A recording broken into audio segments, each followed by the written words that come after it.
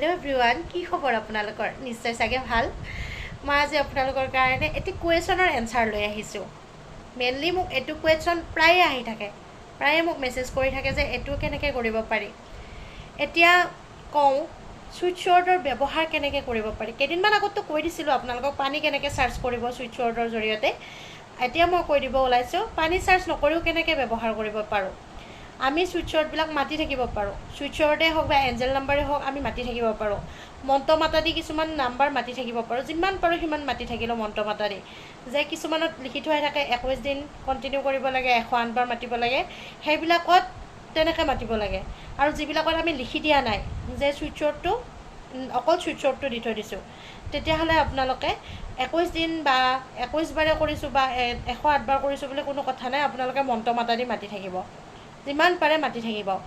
switch অৰ্ড বিলা আৰু body left সাইডে আপোনালোকে সুইচ অৰ্ড বিলা লিখিব পাৰে শৰীৰৰ বাও অংশত আৰু আপোনালোকে লেফট হেণ্ডৰ ৰিষ্টটো লিখিব পাৰে আপোনালোকে সেই সুইচ অৰ্ড বিলা আৰু আপোনালোকৰ কোৱেশ্চন আহি থাকে যে এই সুইচ অৰ্ড বিলা এটাই লিখিম নে বহুত কিটা লিখিব পাৰো আপোনালোকে যিমান পাৰে এটাই লিখিব পাৰিলে বেছি ভাল হয় আমি সকলোখিনি যদি একেলগে পুক কৰিব যাও হ'ব জানো আমিতো আমাৰটো পেটটো ফুল হৈ যাব আমি যদি সকলোখিনি খাব যাও আজি বহুত দেখা পাইছো একেলগে খাও হেতু নহয় আমি সুইচ অৰ্ড বিলা এটা বা দুটাই লিখিম কাৰণ আমি বহুত কিটা লিখিব গলে আমি ভগৱানক যদি ভাবো যে বহুত কিটা উইচ আমাৰ ফুলফিল কৰিব লাগে ভগৱানৰটো খেলি মেলি লাগি যাব ঠিক তেনেদৰে আমি কমকে লিখিব পাৰিলে বেছি ভাল হয় যদি বিচাৰে যে বহুত লিখিব বিচাৰিছো তেতিয়াও লিখিব পাৰে কোনো কথা নাই আপোনালোকৰ যেতিয়া যিমান কিটা লিখিলেও লিখিব পাৰে তাতেও কোনো কথা নাই আপোনালোকে এটা বা দুটা লিখিলেও আপোনালোকৰ কাৰণে হৈ যায় আৰু এনাৰ্জি সাৰ্কুলৰ ব্যৱহাৰ বিলা খুদে যেটো শক্তিবিত্ৰ হেতু আমি এনাৰ্জি সাৰ্কুলটো আমি প্ৰিন্ট আউট কৰি উলিয়াই আনিলো বা আমি কাগজত যেনেকৈ আছে তেনেকৈ বনাই ললো বনাই লৈ উঠি আমি এনাৰ্জি সাৰ্কুলটো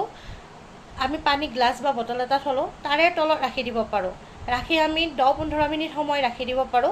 ৰাখি থৈ উঠি আমি পানীটো খাব পাৰো তেতিয়া আমাৰ চাৰ্জ হৈ যায় এনাৰ্জি সাৰ্কুলৰ ব্যৱহাৰ আৰু সুইচ অৰ্ডৰ ব্যৱহাৰ আমি মাটি থাকিব পাৰো বডিৰ বাও অংশটো লিখি থাকিব পাৰো আৰু আমি এটা কাগজত লিখি আমি পানী চাৰ্জ কৰিও খাব পাৰো আৰু আমি কাগজত লিখি গাৰু তলতো থৈ দিব পাৰো আমি যেনেকৈ নহক ব্যৱহাৰ কৰিব পাৰো যদি মোৰ এই ভিডিওটো ভাল লাগিছে তেতিয়া হলে আপোনালোকে থ্যাংক ইউ এঞ্জেল লিখি দিব থ্যাংক ইউ